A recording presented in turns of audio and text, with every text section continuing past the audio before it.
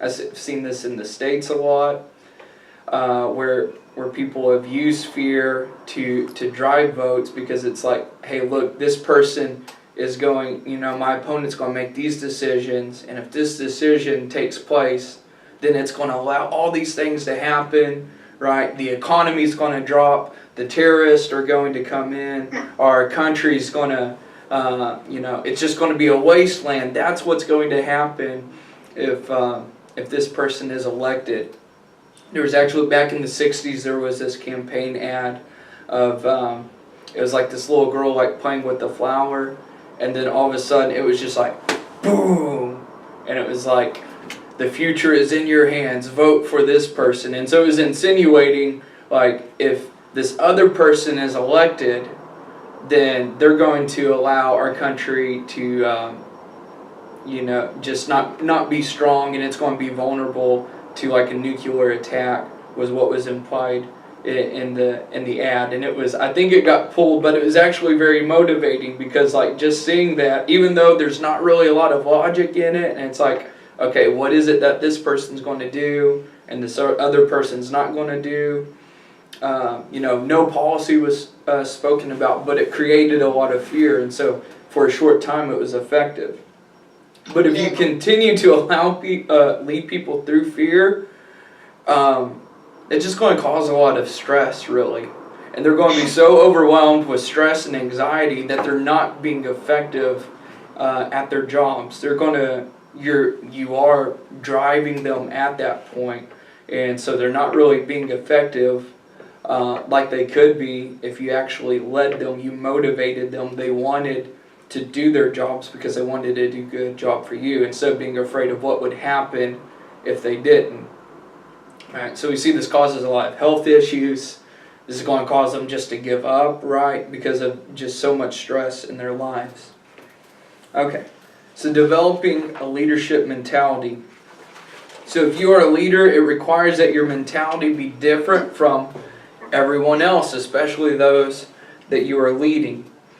The future, what lies ahead, the possibilities that exist, is probably one of the most important thoughts that occupy your waking moments as a leader. So developing the habit of examining everything and assessing everything in terms of possibilities and potentials is one of the best ways of developing your leadership ability. See, even if there is no chance of doing anything about the situation, your thoughts on what could we do even when it seems impossible. So leaders constantly ask themselves questions like these. What could be done about this? How could we capitalize on this opportunity? If I was in charge of this, could I have done it any better than what's being done presently? And what possibilities are there that we are not presently taking? And so the leader is always looking for new opportunity, new potential possibilities. So it's a fact that some situations simply do not have a better way of being approved. Maybe that's as good as it's going to be, but the leaders constantly have to ask themselves these questions. What can we do to improve? How can we find a possibility? The next thing we can do to develop our skills is to expose ourselves to the right environment, material, and people, mentors. All right, so we need to surround ourselves and be around people that we want to be like. The Bible says, he that walks with wise men will be wise. A lot of people say things like, show me your 5 closest friends, I'll show you who you're going to be in 5 years. Right? The people that we surround ourselves have a lot of effect on who we are. I think a lot of people have had this experience of growing up, and maybe something happens at our home, and I'd hear this from my mom. She'd be like, you always act like this after you've been hanging out with this person, right? They'd be like, you're talking like this again. Have you been spending time with this person? And she was right about that. Because the people that we hang out with have a lot of effect on who we are. And so if we want to be effective leaders, who are we spending time with? Are we spending time with people who inspire us, who are of good character, right? Who are good leaders themselves? And obviously we have to spend time with our followers, right? But who are the ones that are closest to us? Who are we getting advice from? Who are the ones that are really going to make an impact on our life? So we're a product of our environment, right? It's going to be true. But it doesn't have to be those who are just with us in person. Hopefully not, or this, doing Bible college this way wouldn't be effective at all if it didn't have effect on us if it had to be in person, right? And so just like hopefully people are being developed through Bible school via Skype, online classes, being effective in that way, we don't have to have people actually physically present with us to affect us. So we can read books, right? We can watch sermons and leadership speeches. We can be influenced by people even though we may never meet them, right? They might have courses. They'll have a lot of teaching, things that are available through books or online, and those kinds of things can have a lot of effect on us. And so that can also change our environment. That can change our behavior even though we're not with the person physically, right? We can look at ways to change our environment in that way. All right, and so that's how we can develop some of those leadership qualities, like having foresight, like having good character, like becoming servants. Is that the quality of the people that we are around, or is that the information and the environment that we're creating? So that's a look at leadership versus management. Do you have any other thoughts? Yeah, what you said about like who we surround ourselves with.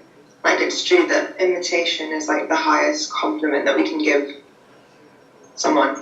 Right. Yeah, I mean, that's true. Yeah, excellent. Excellent. All right. Well, that's what I have for today. Is there anything else we should leave with Zion today?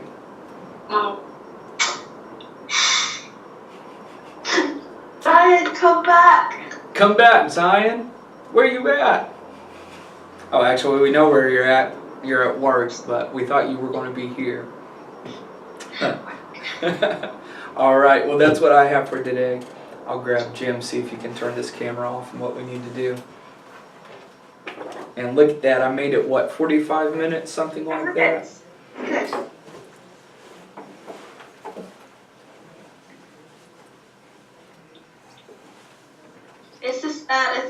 Is Pastor Kelly not here today? No, he is in Greenland, actually. Wow. Yeah, so they've had some contacts there. Some folks have reached out to the UPC in the past, and they hadn't had any communication in a while, but they reconnected this year, asked the Kellys to come back, so he's meeting with people at several churches in Greenland. So it's pretty amazing. I'm not sure exactly the days, but like it takes as many days to get there as they're going to be spending there. Just like with all like the travel to get there is ridiculous, and there's only like 50,000 people in the whole country, right? Yeah. So yeah, tiny. Yeah, so it's not like there are there are a ton of airports and that sort of thing. But I think they even have to fly in like really. She sent a picture of one of the planes, and it's like a really small prop plane. Is how they're having to get around the country there. So it's pretty cool. So yeah, they're both gone this week. I think Brother Kelly's going to be back for the next one, but Sister Kelly's going to be in the States next time. Of course, I don't think she teaches your class, does she? Yeah, she taught me first and second year. Okay, yeah. I had her first year class today. Okay. All right, well, I'll grab Jim here.